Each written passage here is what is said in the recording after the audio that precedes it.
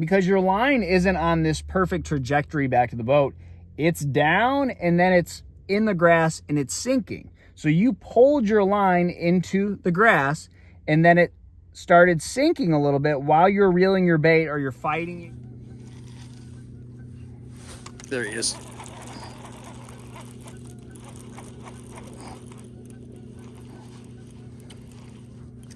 Welcome back to the channel. Thank you guys for hanging with me on this Monday. So anytime you are fishing around submergent vegetation, you have a lot of options to catch those fish. In the colder months, your options dwindle down. You have less baits that are going to work in cold water. A lipless crankbait, a chatterbait are a couple really good ones.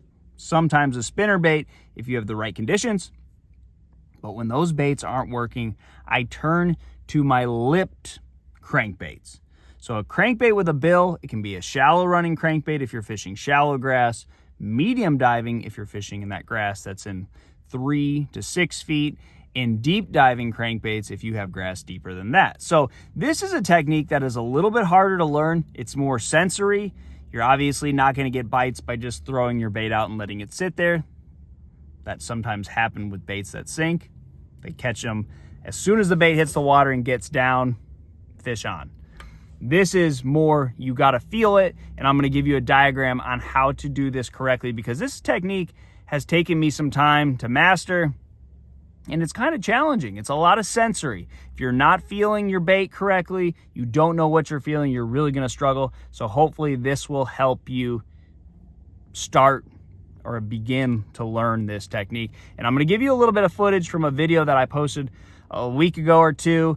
It shows me cranking this bait down, keeping it near the strike zone, and catching a fish. But first off, let's talk about what is actually going on under the water. So here's your boat, here is you, here's the surface of the water, and here is the structure. So if you have grass and you have structure, some type of contour change, here's deep water next to a shallow flat, here's the grass growing on the shallow flat. This is submergent vegetation. So hydrilla, milfoil, eelgrass, coontail. Now, chatterbait, you know, if the water warms up, a swimming worm, a big 10-inch worm, 7.5-inch worm, whatever you want, those are all going to work in this. But in the colder water, if they're not biting a lipless crankbait or a chatterbait or a swim jig, this crankbait is really going to play. But here's the whole key to the technique. So you're going to throw your bait out. Your bait's going to land over here. And you're going to reel this bait down. The strike zone is right here.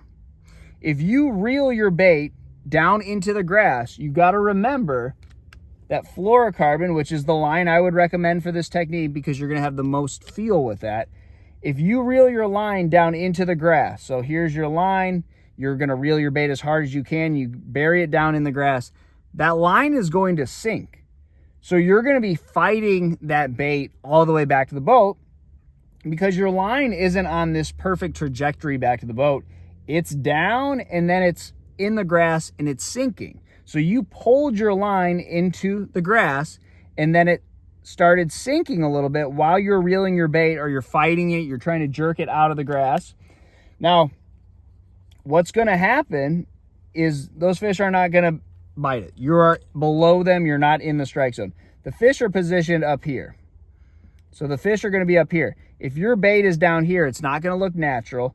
Your line is in the grass. The technique's not going to work. The whole key, and this is where really feeling your bait, knowing what you're feeling, is keeping that line above the grass. It's going to sink a little bit, but you want to use a buoyant crankbait. The wooden crankbaits are really good. There's a lot of crankbaits that work for this technique. Maybe all those crankbaits weren't invented for this, so you got to play with them. I know the Pin Jack from IMA, very good. Series 5 from Strike King, very good. DT6, a lot of your wooden crankbaits are very good for this technique. The line's got to be above. So I'm going to give you the footage of me, and watch when I start off. I'm reeling this bait super slow. The whole key to it is keeping it away from the grass. And once you feel it just barely tick the bottoms of your hook, that's when you can pop it up a little bit. But if you put that whole bait into the grass, you might as well reel it in and try another cast. Watch this video. this should help you catch more fish in a crankbait situation in submergent vegetation.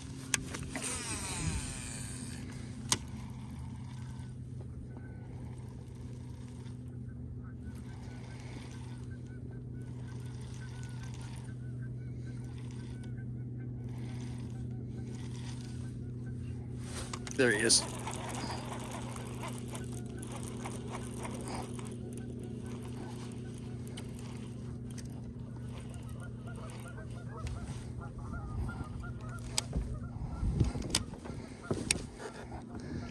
Got him on 12-pound test. Take my time with it.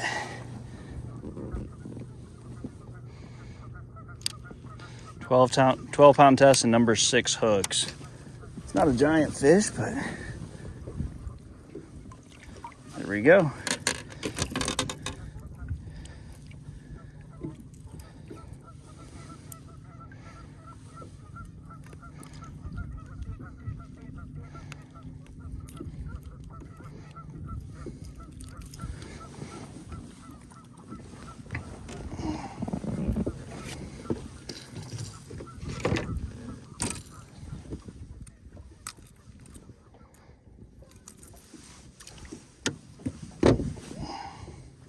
Nice little football.